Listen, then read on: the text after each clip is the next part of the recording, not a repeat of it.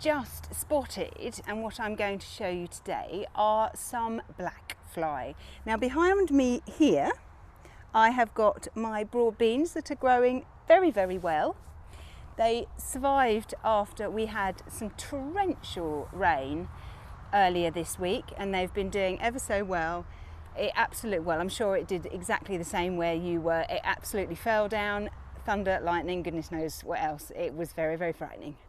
No, it wasn't really. But these broad beans have been doing very well, and it's now at the stage where the flowers start to come up, and then you've got the tasty little growing tips on the top.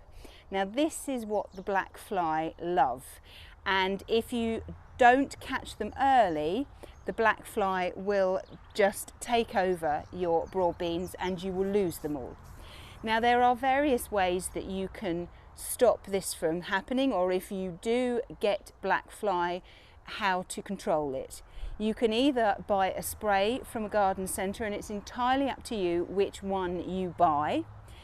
Do check the back of them though, because sometimes once you've sprayed, you're not allowed to eat the produce for a certain amount of days or weeks. It just depends, so check that out. I tend not to buy those. What I use instead is diluted washing up liquid. Now in this bottle, which is I think a litre bottle, I've just put a tiny squirt of washing up liquid and then filled it up with some cold water. You don't need much washing up liquid. Mine's just the normal supermarket one, and this tends to work all the time. It works very, very well. Now aphids breathe through their gills, and you put this in and they can't then breathe and they die, and they actually then slip off your produce. I tend to find that black fly will attack any beans. I tend to find there's always one climbing bean that they go for. They just seem to go on one and not the rest. But let me show you what to look out for, and let me show you how I spray mine. Now if you look very carefully, hopefully you should be able to see, I check these every day. So these have just arrived since yesterday, and there are loads of black fly there. Now they will nibble off the flowers, and then therefore the beans won't start to form. There are also some ants wandering up and down there as well, and ants will eat the aphids, but there are so many of them there that there's too many. Now some of these plants don't have any at all, but all I'm going to do is I'm going to get my spray, and I'm going to make sure that it's on. There it is. And I'm just going to spray just like this. Make sure you get both sides. It won't hurt the ants at all because it's just washing up liquid. You won't see them slip off straight away. It'll take a little while, but there, that's all I'm going to do, just that. And I will just leave them, and hopefully by tomorrow they all would have gone. But I will now go round and I will check every single plant just to make sure there aren't any anywhere else. So there were a few on a couple of other plants. Most of the plants were absolutely fine. There was no problems with those whatsoever, but they seemed to congregate on just one or two.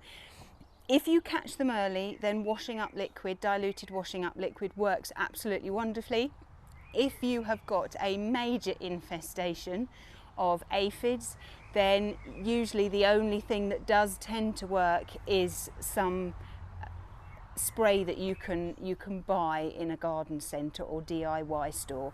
But it's entirely up to you what you would like to use. But keep an eye on your broad beans, on your French beans, on your runner beans, and if you do spot some, it's always best to try and spray as soon as you spot any. What they're after is they're after the growing tips. So I will go round and I will pinch out the growing tips, because the growing tips of these broad beans, they're very, very sweet and they're very, very tasty, and that's what they're after. So once the flowers have started to come out, if you pinch off, if you have a problem with aphids and you pinch off the growing tip, then hopefully it should not necessarily stop them, but it will reduce the amount that you will get. But unfortunately, it's one of those things.